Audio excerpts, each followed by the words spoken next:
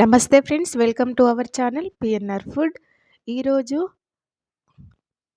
Tomato పల్లి చట్నీ ఏ విధంగా చేయాలో ఈ వీడియోలో చూసేద్దాము. ముందుగా ఒక 5 టమాటోలు, కొన్ని పచ్చిమిరపకాయలు, కరివేపాకు అండ్ కొత్తిమీర మంచిగా కడిగేసి పక్కన పెట్టేసుకోవాలి. అదేవిధంగా ఒక వెల్లుల్లిపాయ తీసి పెట్టుకోవాలి. ముందుగా స్టవ్ పైన గిన్నె పెట్టేసి గిన్నె వేడైన తర్వాత పల్లీలు వేసి వేయించుకోవాలి. పల్లీలని హై ఫ్లేమ్లో కాకుండా మీడియం ఫ్లేమ్లో అయినా, లో ఫ్లేమ్లో అయినా మంట పెట్టేసి మంచిగా వేయించుకోవాలి. హై ఫ్లేమ్లో పెట్టడం వల్ల పల్లీలు తొందరగా మాడిపోతాయి, లోపల వేగవు. సో ఇలా నిదానంగా వేయించుకోవాలి. పల్లీలు మొత్తం కూడా వేగిన తర్వాత ఒక బౌల్లో తీసుకొని దానిపైన ఉన్న చెక్కు మొత్తం తీసేసుకొని పలుకులుగా చేసుకోవాలి.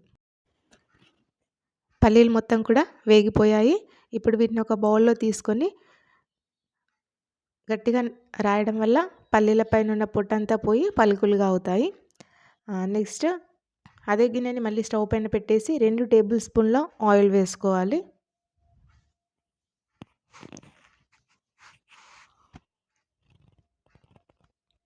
ఆయిల్ వేడైన తర్వాత జీలకర్ర, వెల్లుల్లిపాయలు, పచ్చిమిర్చి, కరివేపాకు ఈ విధంగా వేసి ఆయిల్లో మంచిగా ఫ్రై చేసుకోవాలి.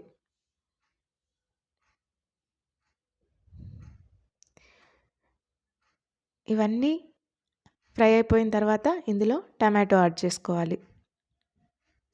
టమాటోస్ని మధ్యలో ఇలా కట్ చేసి వేసుకోవాలి. టమాటో వేసుకున్న తర్వాత కొత్తిమీర వేసి కొంచెం సాల్ట్ వేసి మూత పెట్టేసుకోవాలి. చూసారా, ఈ విధంగా పైన ఉన్న పొట్టు మొత్తం తీసేసి పలుకులాగా చేసుకొని పెట్టుకోవాలి. ఒక 5 మినిట్స్లో ఈ టమాటో మొత్తం కూడా అందులో ఆయిల్లో మగ్గిపోతుంది. ఇప్పుడు వాటన్ని చల్లారిన తర్వాత ఒక 5 మినిట్స్ మూత పెట్టేసి స్టవ్ ఆఫ్ చేసి పెట్టుకోవాలి. అది మొత్తం చల్లారిన తర్వాత ఇవన్నీ కూడా గ్రైండర్లో వేసి, వాటితో పాటు పల్లీలు కూడా గ్రైండర్లో వేసి మంచిగా మిక్సీ పట్టుకోవాలండి. మిక్సీలో వేసి పెద్దని పేస్ట్ లాగా అయ్యేదాకా ఉంచేసుకొని అదంతా కూడా ఒక బౌల్లోకి తీసేసుకోవాలి.